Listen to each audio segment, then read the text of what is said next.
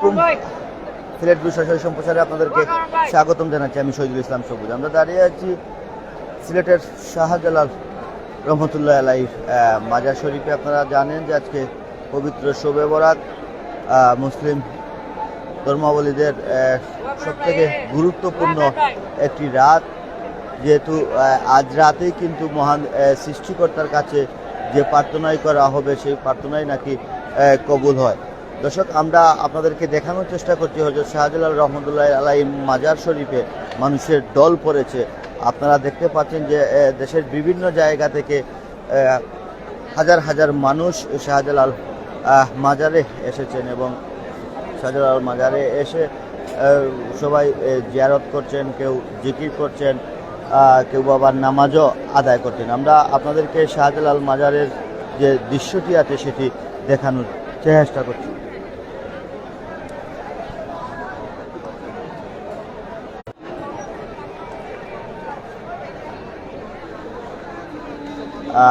সিলেট সহ সারা বাংলাদেশের ধর্মপ্রাণ মানুষরাই কিন্তু আজকে প্রায় সবাই কিন্তু শাহজালাল মাজারে এসেছেন। কেউ জিয়ারত করছেন, কেউ শাহজালাল মাজারে জিয়ারত করার পর মুনাজাত করছেন, আত্মীয় স্বজনদের জন্য দোয়া করছেন।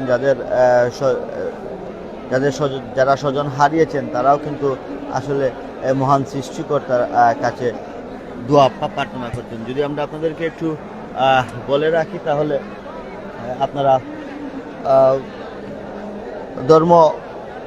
ধর্মীয় গ্রামবন্তরী সারা দেশের মতো সিলেটেও কিন্তু পবিত্র শবে বরাত পালিত হচ্ছে। রোববার বিকেল থেকেই ইবাদত বন্দগীর মধ্যেই কাটাচ্ছেন ধর্মপ্রাণ মুসল্লিরা। শবে বরাত উপলক্ষে সিলেট নগরীর দরগা গেট এলাকায় হযরত শাহজালাল ও নগরীর উপকণ্ঠ হযরত শাহপুরানের মাজারে মুসলমানদের ধর্মপ্রাণ মুসল্লিদের দল নেমেছে।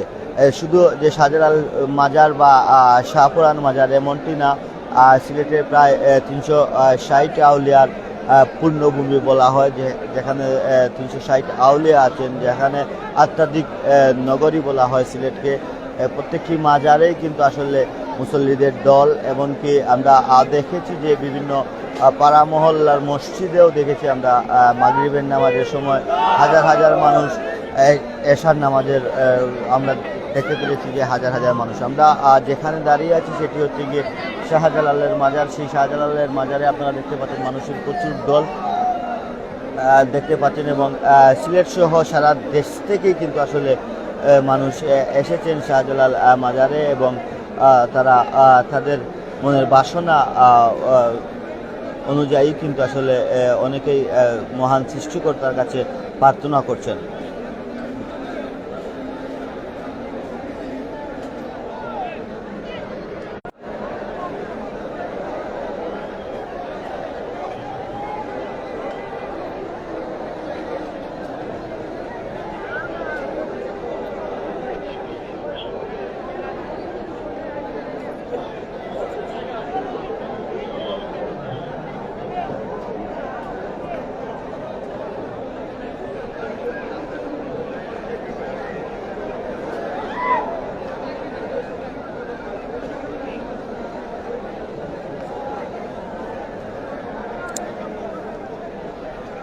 আমরা শাহজালালের মাজারের এক অংশ কিন্তু আপনাদেরকে দেখানোর চেষ্টা করছি। অনেকেই কিন্তু আসলে শাহজালাল মাজারের পাশে যে একটি বড় গুরুস্থান আছে, সেই গুরুস্থানেও কিন্তু আসলে অনেকের স্বজনদের জন্য যারা প্রয়াত হয়েছেন বা যারা দুনিয়া ছেড়ে চলে গেছেন তাদের জন্যও কিন্তু আসলে মহান সৃষ্টিকর্তার কাছে